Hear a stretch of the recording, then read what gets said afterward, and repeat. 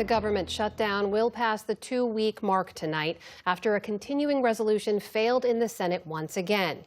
Neither side seems close to resuming talks. For its part, the president's team posted on social media that it's, quote, making every preparation to batten down the hatches and ride out the shutdown. The White House also threatened to continue laying off federal workers. Just this past weekend, roughly 1,300 employees at the Centers for Disease Control and Prevention received notices that they were fired. Then, as the administration realized it had fired some key staff, reportedly half of them were reinstated the next day. The whiplash still leaves the agency without many crucial professionals. To break down the impact, I spoke earlier today with Dr. Nirav Shah. He's former principal deputy director of the CDC, now a visiting professor at Colby College. Dr. Shah, welcome to the NewsHour. Thank you for joining us.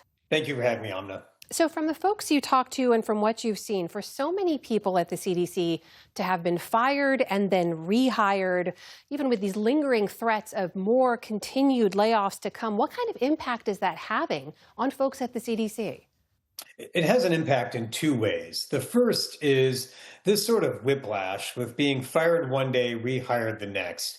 It suggests that there's managerial incompetence at play. But the second thing that it does, particularly for the staff, is it's a morale killer. Morale at the CDC was already exceedingly low.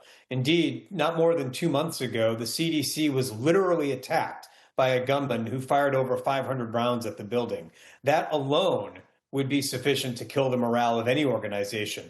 But now this whiplash of firings and rehirings means that morale at the agency is exceptionally low. That has implications for all of us and our safety. When you look at where folks have been fired and not rehired, is our understanding, among those staffers are people at an agency known as ASPR, I believe, that works with the intelligence agencies to prepare for or protect against things like pandemics and weaponized pathogens.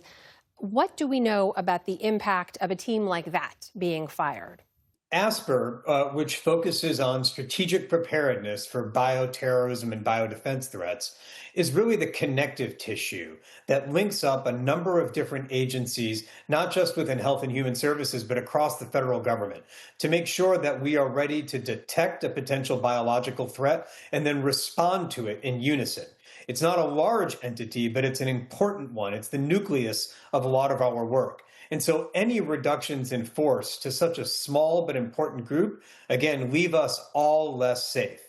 There are a number of other agencies where we saw some firings, the Substance Abuse and Mental Health Services Administration among them. Are there other teams that stand out in particular to you as very dangerous or potentially harmful? And also, how should the rest of the country look at this? Is this something that's going to show up in their lives tomorrow or this week? The impact of them may not be seen for days, weeks, months, even years.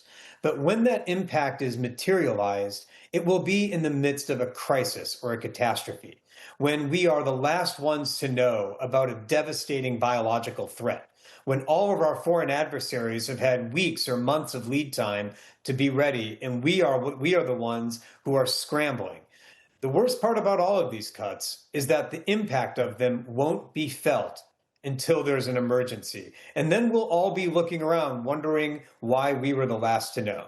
It will mean that the way that the health of the American public is protected for the foreseeable future is through state and local governments, not necessarily through the federal government. Can I put to you what we've heard from the president about some of these firings? Because he's repeatedly characterized these as firings around Democratic programs or Democratic priorities. What's your response to that? How do you look at that language? That is the wrong way to characterize public health programs that keep us all safe.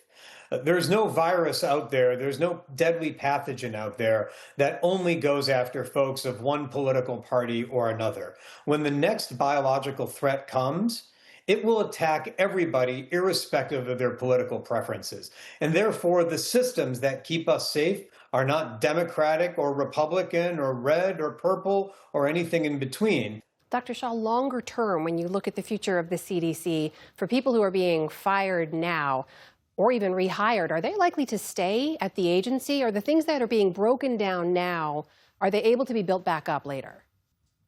They will be able to be built back up, but unfortunately, I fear that it will take a generation to do so.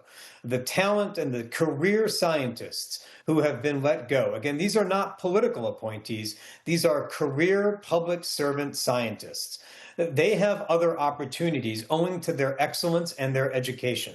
And those opportunities will be found elsewhere, perhaps in industry, perhaps in academia. And this is not just at the CDC, it's at the NIH and at the FDA and SAMHSA. Those scientists will take a generation, if not more, to be lured back or for the next generation of scientists to come up. What it means specifically in an era of increasing bioterror threats is that other countries and foreign adversaries will have a leg up on us whenever that next threat emerges. We'll be the ones behind when we should be the ones in front. That is Dr. Nirav Shah, formerly of the CDC, now with Colby College in Maine, joining us tonight. Dr. Shah, thank you. Good to speak with you. Thank you for having me.